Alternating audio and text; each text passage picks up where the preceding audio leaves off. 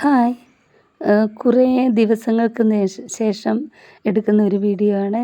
എൻ്റെ ജീവിതത്തിൽ കുറച്ച് വിഷമകരമായ സംഭവങ്ങളൊക്കെ നടന്നു. എൻ്റെ അച്ഛൻ, അതായത് ഇമ്മക്കുട്ടിയുടെ മുത്തശ്ശൻ ഞങ്ങളെ വിട്ടുപോയി. അതുകൊണ്ട് ഞങ്ങൾ പെട്ടെന്ന് ഇങ്ങോട്ട് ഹൈദരാബാദിൽ നിന്നും നാട്ടിലേക്ക് വരേണ്ടതായിട്ട് വന്നു. നാട്ടിൽ പാലായിലാണ് താമസിക്കുന്നത്. അങ്ങോട്ട് വന്നു. പിന്നെ അതിൻ്റെ വിഷമങ്ങളും അതിൻ്റെ തിരക്കുകളും ഒക്കെ ആയിട്ട് അച്ഛൻ്റെ കർമ്മങ്ങളും എല്ലാം ചെയ്യണമല്ലോ. അതെല്ലാം കഴിഞ്ഞ് ആ ചടങ്ങുകളും എല്ലാം കഴിഞ്ഞ് ഇന്നാണ് ഞങ്ങളൊന്ന് സ്വസ്ഥമായിട്ടിരിക്കുന്നത്. അങ്ങനെ പറയരുതല്ലോ, അച്ഛന് വേണ്ടി ചെയ്തതല്ലേ. എന്നാലും ഈ വീട്ടിലെ ആളും അരങ്ങും ഒഴിഞ്ഞ് ഞാനും ഇമ്മക്കുട്ടിയും അവളുടെ മുത്തശ്ശിയും മാത്രമേ ഉള്ളൂ ഇവിടെ. അങ്ങനെ ഇരുന്നപ്പോഴാണ് ഇമ്മക്കുട്ടി പറഞ്ഞത്, അമ്മേ വീഡിയോ എടുക്കാം. അവൾക്കങ്ങനെ ഇടയ്ക്ക് പറയാറുണ്ട്. വീഡിയോ കുറേ ആ സമയത്തൊക്കെ പറഞ്ഞായിരുന്നു വീഡിയോ എടുക്കാമെന്ന്. അങ്ങനെ ഞങ്ങൾ തന്നെയുള്ള ഒരു സമയം നോക്കി വീഡിയോ എടുക്കുകയാണ്. അവൾ ഓരോന്നൊക്കെ കാണിച്ചു തരുവാണ്. അവളുടെ വീട് എവിടെയാണ്, അവളുടെ മുത്തശ്ശന് അതുവഴി പോയി ആ പുറകിലാണ് ദഹനം നടത്തിയത്. അതൊക്കെയാണ് അവിടെ കാണിച്ചും വാ അങ്ങോട്ട് പോകാമെന്നൊക്കെയാണ് പറയുന്നത്. അങ്ങനെ ഞങ്ങൾ ഇതാണ് അവളുടെ മുത്തശ്ശി, അതായത് എൻ്റെ അമ്മ താമസിക്കുന്ന വീട്. ഒരു ചുറ്റും റബ്ബർ മരങ്ങളും എല്ലാം ആയിട്ടുള്ള സ്ഥലമാണ്. അതുകൊണ്ട് ഇമ്മക്കുട്ടിക്ക് ഒത്തിരി ഇഷ്ടമാണ്. പക്ഷേ അവൾ ഒറ്റയ്ക്ക് വെളിയിലോട്ടൊന്നും ഇറങ്ങുകയില്ല. ഇതൊക്കെ റബ്ബർ മരങ്ങളൊക്കെയാണ്. ഒറ്റയ്ക്ക് ഇറങ്ങാൻ പേടിയാണ്. ഞാൻ ഇറങ്ങി വരുമ്പോഴാണ്ട് കൊണ്ട് കാണിക്കാൻ വാ എന്നാണ് പറയുന്നത്. ഇങ്ങനെ ഇടയ്ക്ക് കുറച്ച് സൗണ്ടൊക്കെ കയറി വന്നു. അതുകൊണ്ടാണ് ഞാനത് ഇപ്പം വോയിസ് ഓവർ ചെയ്യുന്നത്.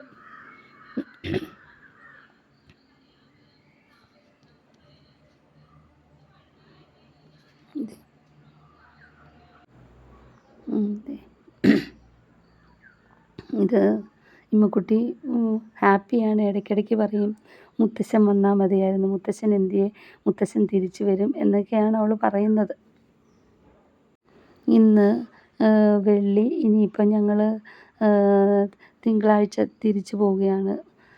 തിങ്കളാഴ്ച രാവിലെ തിരിച്ചു പോകണം. അവൾ തിരിച്ച് ഇങ്ങോട്ട് വന്നത് നമ്മൾ ഫ്ലൈറ്റിനായിരുന്നു അങ്ങോട്ട്. പക്ഷേ ഇമ്മക്കുട്ടിക്ക് ചെവിക്ക് വേദന എടുക്കുന്നു എന്ന് പറഞ്ഞ് ഫ്ലൈറ്റിൽ കയറണ്ടെന്ന് പറഞ്ഞ് ഭയങ്കര വഴക്കായിരുന്നു. അതുകൊണ്ട് ഞങ്ങൾ തിരിച്ച് ബസ്സിനാണ് ടിക്കറ്റ് ബുക്ക് ചെയ്തത്. തിങ്കളാഴ്ച 4 മണിക്കാണ് ബസ്. ഇപ്പം ഞങ്ങൾ അങ്ങോട്ട് പോകുന്നു. ഞങ്ങളുടേതായ തിരക്കുകളിലും എല്ലാം വിഷമങ്ങളുമൊക്കെ മറക്കുമല്ല, മറന്നു അഭിനയിച്ചുകൊണ്ട് വെച്ചുകൊണ്ട് ഞങ്ങൾ നമ്മളുടേതായ തിരക്കുകളിലേക്ക് ഇനിയും തിരിച്ചു പോകുന്നു. കുട്ടി നാട്ടിൽ വരുമ്പോൾ നല്ല ഹാപ്പിയാണ്. പിന്നെ ഇവിടെ ആരുമില്ല. അതിൻ്റേതായ വിഷമങ്ങൾ അവൾക്കുണ്ട്. കളിക്കാനൊന്നും കൂട്ടുകാരോ ആരുമില്ല. ഇത് ഓരോ വീടും കുറച്ച് ദൂരെയാണ്. നമ്മളുടെ അടുത്തുള്ള വീടെന്ന് പറഞ്ഞാൽ കുറച്ച് പോകണം.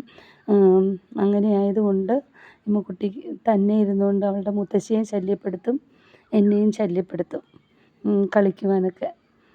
അങ്ങനെ റൂമുകൾ കാണിക്കുവാണ്. അത് മുത്തശ്ശിയുടെ റൂമാണ്, ഇത് ഇമ്മക്കുട്ടി കിടക്കുന്ന റൂമാണ് എന്നൊക്കെയാണ് പറയുന്നത്.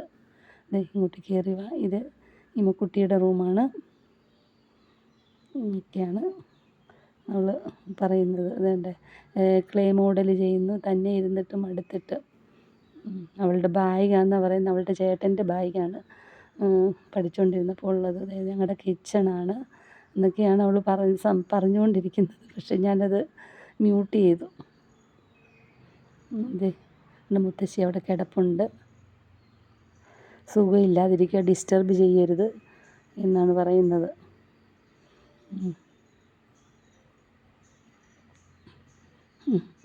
ക്ലേ മോഡൽ അതെന്തൊക്കെയോ ഷേപ്പുകളൊക്കെ ഉണ്ടാക്കിയായിരുന്നു. അത് അവൾ ഒരു കളറ് മാത്രം എടുത്ത് ചെയ്യുന്നത്. അന്നേരം നമുക്ക് ആവശ്യമുള്ളപ്പോൾ മറ്റുള്ള കളറുകളൊന്നും കാണുകയില്ല.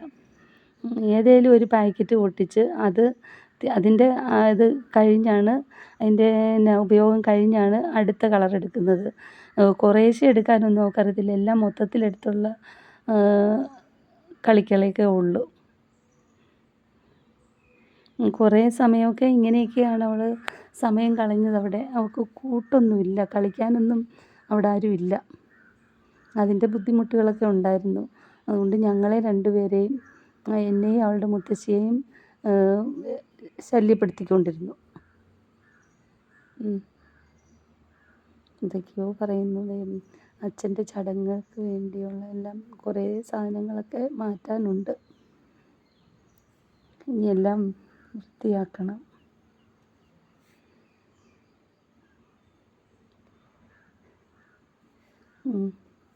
അങ്ങനെ ഒരു സന്തോഷമല്ലാത്ത ഒരു സാഹചര്യത്തിലാണ് ഞങ്ങൾ നാട്ടിലേക്ക് വരുന്നത്.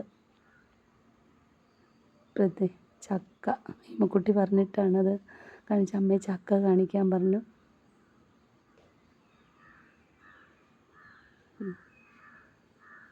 ചുറ്റും മരങ്ങൾ, നല്ല കൊതുകിൻ്റെ ശല്യവും ഉണ്ട്. അത് അവളുടെ കിണറാണ് എന്നൊക്കെയാണ്. അങ്ങോട്ടൊന്നും അവൾ ഇറങ്ങുകയില്ല, പേടിയാണ്.